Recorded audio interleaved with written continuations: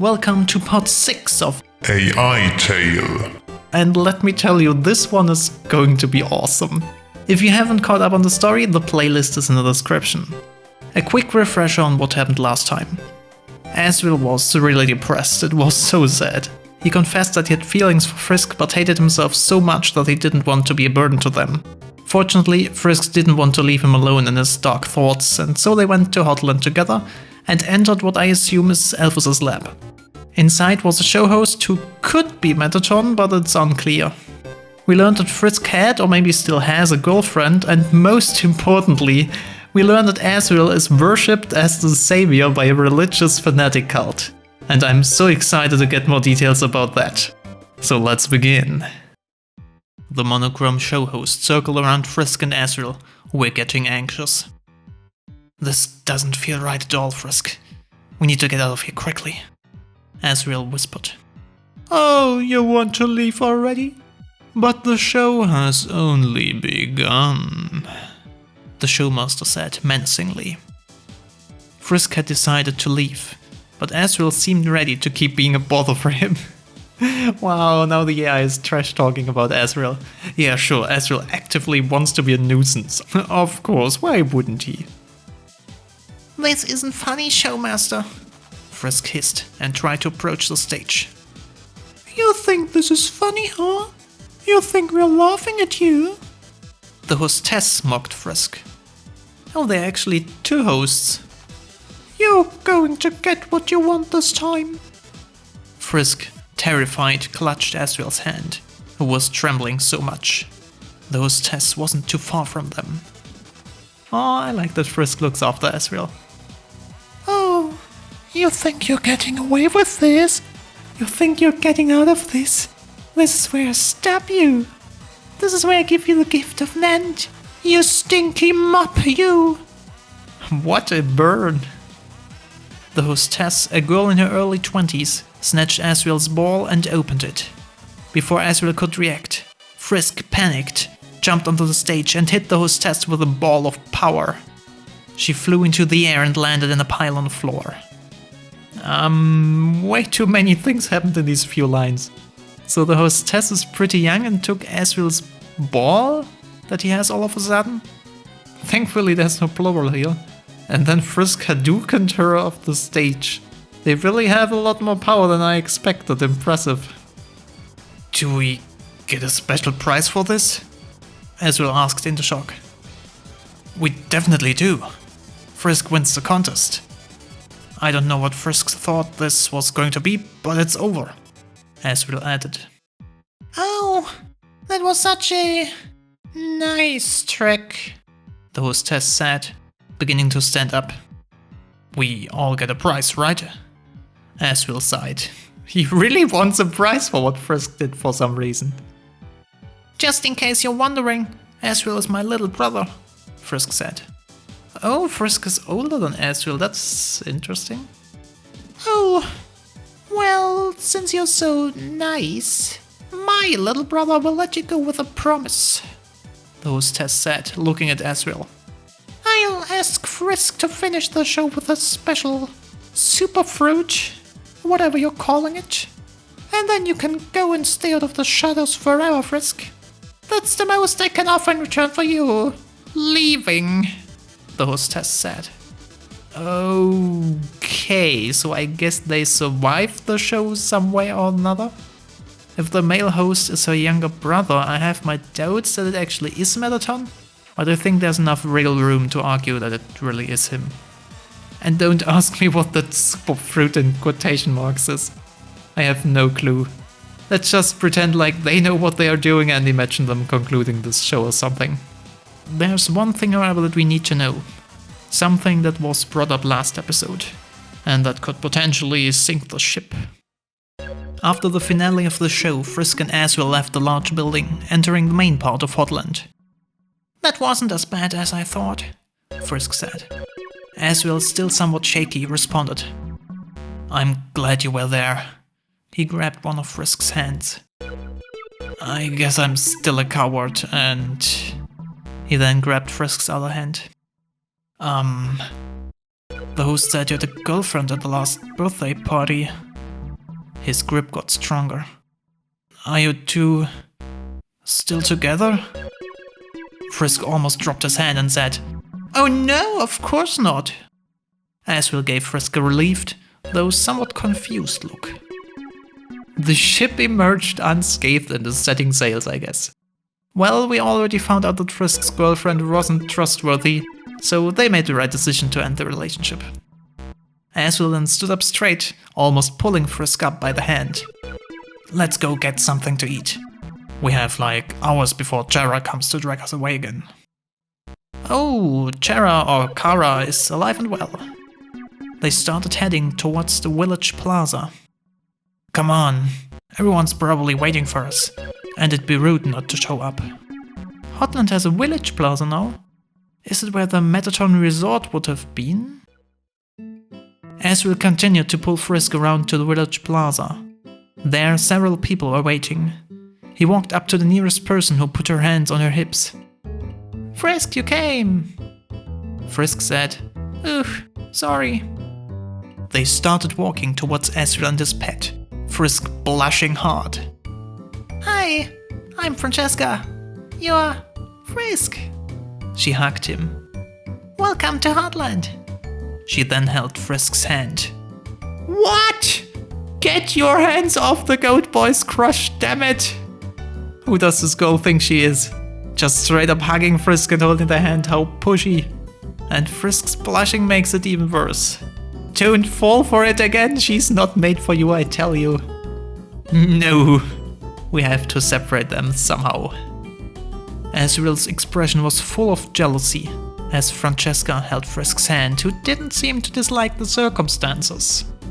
In his head, Asriel was already marching towards New Home, but he struggled to say his issue out loud. "Frisk, we need to continue." "No, this isn't how it's supposed to be, Frisk!" Asriel said forcefully, keeping his gaze on Frisk. "Just leave. This has to be done now." "Yes, finally get out of your shell, Asriel, you can do it." Frisk didn't like it, but he didn't have the strength to fight Asriel anymore. "I'm not leaving," Frisk insisted, slowly standing up. It was painful to accept, but Asriel was right. Asriel didn't want to look weak in front of his friends. He couldn't let them suffer for his own mistakes. "I'm going with you." It was the only option left. Asriel was still confused, and he didn't understand why Frisk hadn't left when he had the chance. He didn't understand why he was stuck here, watching Frisk not want to leave. He didn't understand because he had done the same thing. Once. What could that mean? And how can you not understand something you did yourself? "But what about your family?" Asriel said, finally letting Frisk have it. "What about the others?" Frisk stood there for a moment, holding onto Asriel's hand. "You can't leave. My parents will come looking for me. My friends will go looking for me. I need you, Asriel. I need your help." "No, I'm your friend," Asriel said coldly. "You'll stay with me, because if you leave me again, who will help you?" The threat was enough to snap Frisk out of his haze. I can't really follow the line of argument, but apparently Asriel managed to make Frisk leave, and that is all that matters. We successfully dodged Francesca. Frisk accepted that they had to leave together with Asriel now, to uncover the truth behind their family's past. They left Hotland to enter the core, where they witnessed Asriel sitting in front of a gargantuan door that had long been sealed. It was as if the doppelganger was about to open it, in order to face the true origin of humanity. An Asriel doppelganger? Is that another hallucination or vision? And it sounds like a monumental reveal is ahead of us. I'm excited. But the cave they were in turned to a room full of books. They were a bunch of books that the humans had kept there, in order to remember the past that they had lost. Most of them were long gone, but a few of them were still good. Frisk entered the room first, and they picked a book at random. Chapter 2. This book. This one should reveal everything Frisk needs to know. Bold statement, AI, now you need to deliver. Its author was Carla the Dancing Soul. and its pages would contain everything they had to know about the people. This book was not a mere book anymore, but a weapon that Carla created herself in order to kill the monsters. It was she who created the myth about Asriel, the protector of children. Even now she was trying to recruit children to her cause, and it was the only thing that could defeat Asriel. I can't believe that this actually fits in with the religious cult about Asriel, wow. I have so much to say about this, but I'll put that into theory time. Man, I want to know more about this. Frisk understood that now and hurried out of the room before Asriel could see what they were doing. Frisk decided to keep his book and move forward to the next chapter in their adventure. So they tried to hide it from Asriel. But shouldn't Frisk warn Asriel about the only way that he can be defeated? Maybe there are other things in this book that Frisk read which are too dark to reveal yet. I want to know more. Frisk was hiding the book which contained information concerning the religious cult that fabricated the myth that Asriel was their savior. Asriel's mind had locked away his memories about the cult, for reasons he cannot recall. Just what happened back then? It was clear that Frisk tried to protect their brother by withholding this information, but Asriel noticed that Frisk was acting strangely. He was too weak to do anything to protect Frisk. He had to do something himself. I have to get some strength, Asriel decided. He found it weird in his mind, since he only ever needed sleep, food and water. He hadn't really needed to get any of that for months.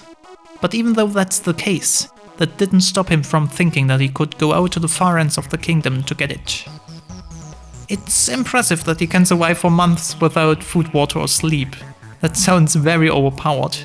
But he doesn't seem to get that Frisk has something on her mind. Let's help out a bit. Asriel was oblivious of Frisk's inner turmoil, who couldn't hold back any longer. Asriel, I need to tell you something. Oh, what is it? You said you don't remember anything about your time in that cult. You know, the one that considered you their savior. Asriel had a confused look on his face. Yes, what about it? Well, Frisk shook. I found a book about it. Really? Asriel seemed very interested. Can you tell me about it? Frisk hesitated. It isn't pretty. It told me things I didn't want to know. Asriel looked up at the ceiling, as if wondering where this was going. And that cult killed someone you cared about. Me. To try to get me to be like them. Wow, what a revelation. So Frisk was also in this cult, and to some extent they were killed. I guess more on a spiritual level, like killing his human form or his monster form to become the other. I have so many theories in my head right now, I'll talk more about that later. This wasn't the only terrible thing that happened to me. Then we escaped the cult and ended up on this island. Frisk's expression became somber. But I still can't remember anything from the time in that cult. Asriel placed a reassuring hand on his shoulder. I'm sure it'll come back to you. Just give it time. Frisk looked up at Asriel. Thanks. I can't believe how invested I am in this story now. I'm actually seriously rooting for the two. And what other terrible things could have happened to Frisk? I'm so curious, but it feels a bit out of place to force answers out of them right now. And somewhat cruel. They need some time to breathe. Frisk and Asriel decided it was best to stop talking about that. After all, they were getting close to the exit from the core, which was also the entrance to New Home. Surely, Asgore would welcome them with open arms to discuss everything. They walked on and arrived at the docks, which were as quiet as always. Frisk could feel a wave of calm wash over them. The waters lapped gently as their boat was tossed about. Asriel smirked at their frazzled state as if to mock them. Frisk grinned back, taking a step onto the dock. Asgore opened his eyes to them. He had been quietly reading, thinking of what they needed. Welcome. he said.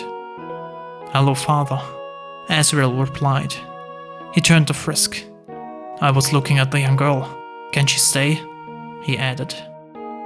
Asgore raised an eyebrow, looking at Frisk. You should be ashamed, child. I am not a father to you. What an episode! I love this story.